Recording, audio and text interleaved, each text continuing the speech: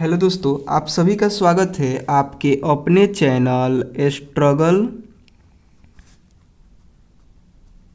Struggle point में। तो दोस्तों, आज हम क्लास 6 का जो बुक है सामाजिक, आर्थिक एवं राजनीतिक जीवन, जिसे जिसे नागरिक शास्त्र भी कहते हैं,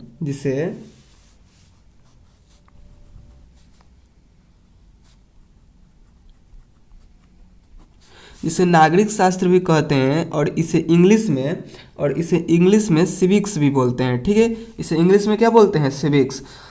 तो इस बुक के यानी इस किताब के जो अध्याय एक है जिसका नाम विविधता की समझ है, इस अध्याय के अभ्यास के प्रश्नों के उत्तर बताएंगे। ठीक है, तो देखिए, इस बुक का नाम है सामाजिक एवं आर्थिक जीवन, लेकिन अगर हम नागरिक शास्त्र भी कहें तो आप लोग इसी बुक को समझिएगा। ठीक है, तो चलिए इस अध्याय के अभ्यास के प्रश्नों को देखते हैं। ठीक है, तो इस अध्याय में पहला प्रश्न है, इस अध्याय के अभ्यास का पहला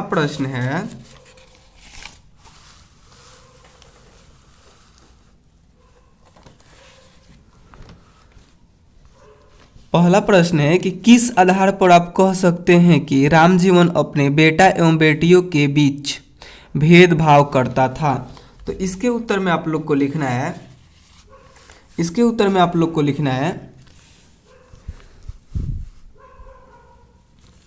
कि राम जीवन अपने बेटियों की अपेक्षा बेटे की रहन सहन, खान पान, पहनावा, खेल कूद आदि पर विशेष ध्यान देता था, जबकि बेटियों से घर का सारा काम, जैसे काम में कौन कौन सा काम, तो भोजन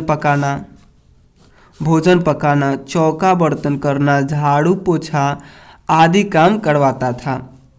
ठीक है, बेटियां इन कामों के अलावे पढ़ाई पर खुद से ध्यान देती थी।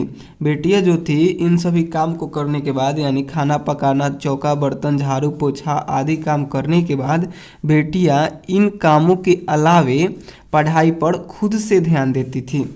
वहीं बेटे के लिए स्कूली शिक्षा, ठीक है, अच्छे विद्यालय में करवाता था। ठीक है, लड़कियां सभी काम करने के बाद वह खुद से पढ़ती थी, जबकि बेटे के लिए स्कूली शिक्षा अच्छे विद्यालय में करवाता था। ठीक है, इस आधार पर हम कह सकते हैं कि राम जीवन अपने बेटे एवं बेटियों के बीच भेदभाव करता था। ठीक है, तो इस पहले प्रश्न के उत्तर में आप लोग को इन सभी को लिखना है। ठीक है, देखिए दूसरा प्रश्न है, व्यक्तियों के बीच विभिन्नताओं के कौन कौन से आधार हैं? तो इसके उत्तर में आप लोग को लिखना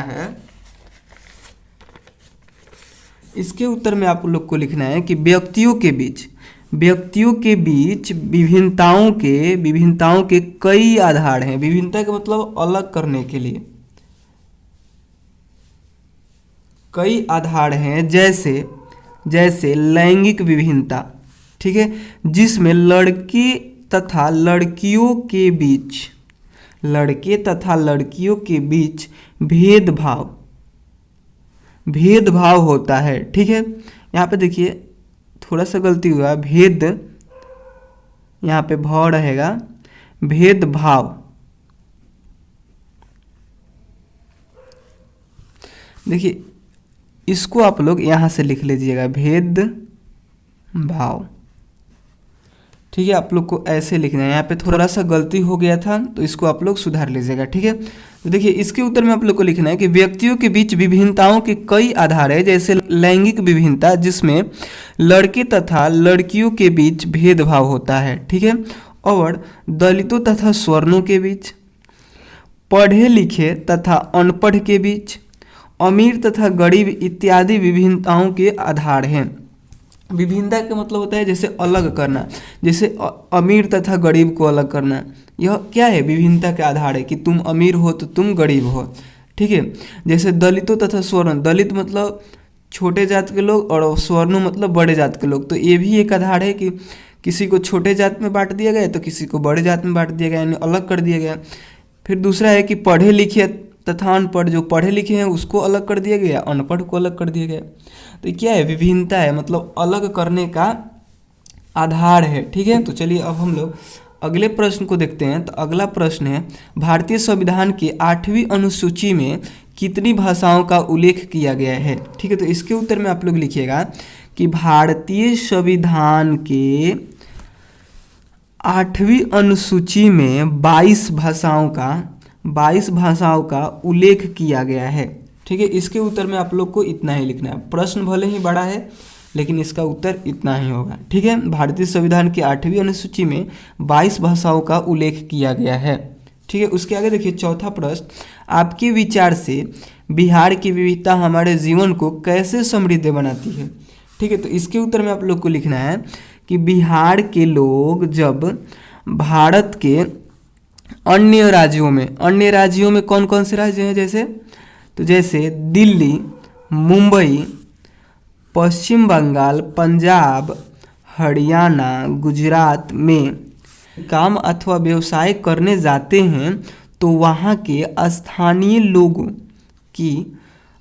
लोगों की भाषा, रहन सहन, रीति रिवाज, खान पान,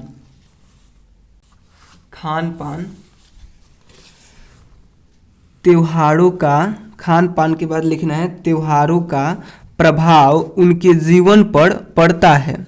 ठीक है, इस तरह बिहार की विविधता हमारे जीवन को समृद्ध बनाती है। ठीक है, आप लोग को इतना लिखना है उसके उत्तर में। ठीक है, और जितना ये ब्लू पेन से लिखा गया है उस सबको लिखना है, ब्लैक पेन वाला नहीं लिखना है। ठीक है, उसके आगे देखिए पांचवा प्रश्न है, आपके अनुसार जिस व्यक्ति के साथ भेदभाव होता है उसे कैसा महसूस होता है।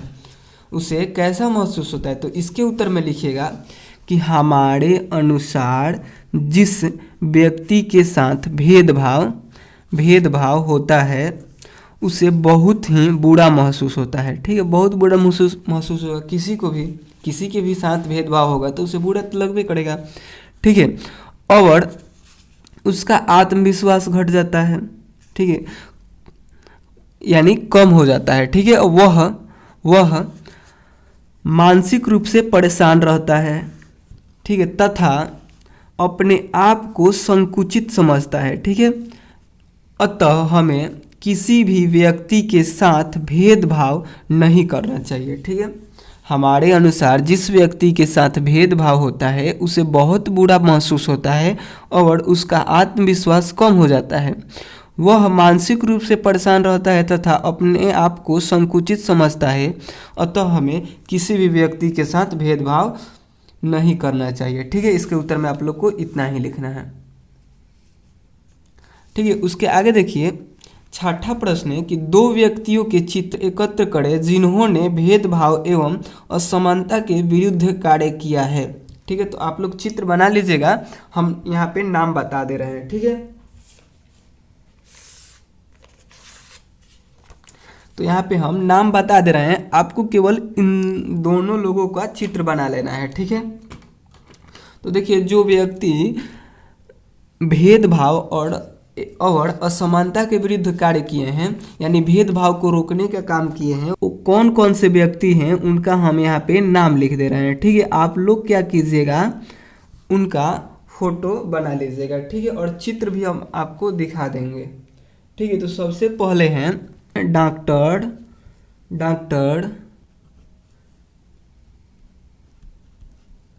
भीमराव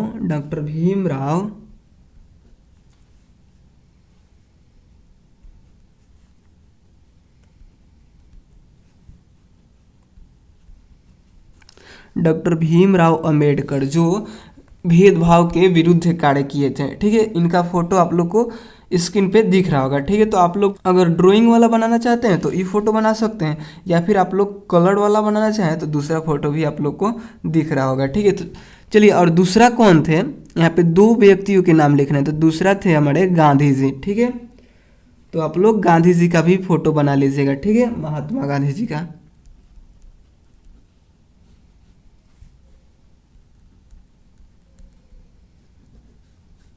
ठीक है। तो महात्मा गांधी जी का भी ड्राइंग वाला फोटो दिख रहा होगा। अगर आप लोग ड्राइंग वाला नहीं बनाना चाहते हैं, आप कलर वाला बनाना चाहते हैं, यानी जो रंगीन फोटो होता है, तो रंगीन फोटो भी आप लोग को स्क्रीन पर दिख रहा होगा, ठीक है।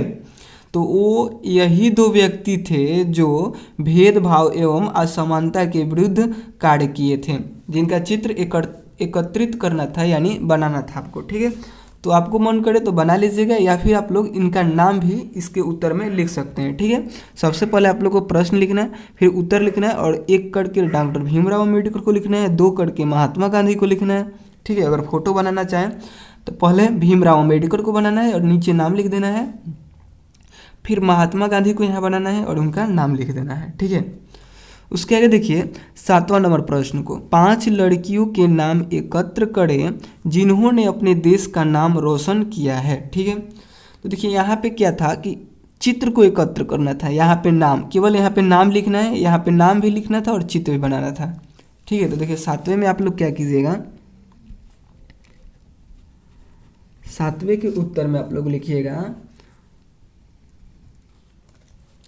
यहाँ पे लिखना है 5 लड़कियों का नाम जो अपने देश का नाम रोशन की है, ठीक है। तो पहले में आप लोग को लिखना है कल्पना चावला का नाम, ठीक है, कल्पना चावला। दूसरा नाम लिखना है आप लोग को किरण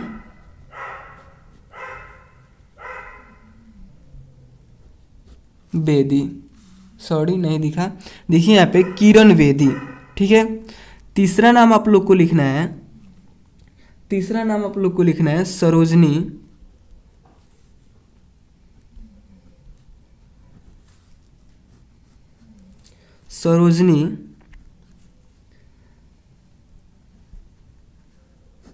नायडू, ठीक है। चौथा नाम आप लोग को लिखना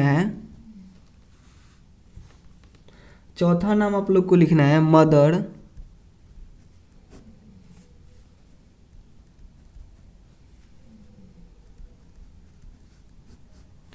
टेरेसा, ठीक है। और 5वां नाम आप लोग को लिखना है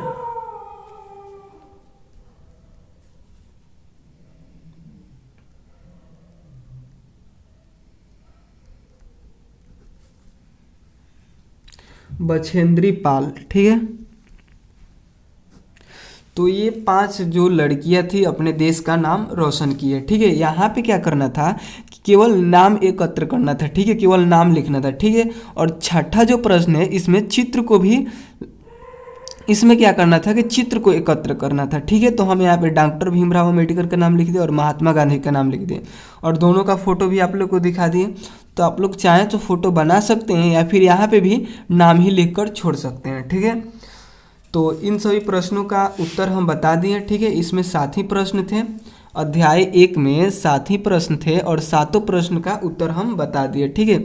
इसी प्रकार अगले वीडियो में हम अध्याय 2 के सभी प्रश्नों के उत्तर बताएंगे, ठीक है। तो अगर आप लोग को वीडियो पसंद आया हो तो प्लीज़ लाइक कीजिए और चैनल को सब्सक्राइब कर लीजिएगा, जिससे क्या होगा कि आने वाले वीडियो का नोटिफिकेशन आपके पास भी मिलेगा, ठीक है।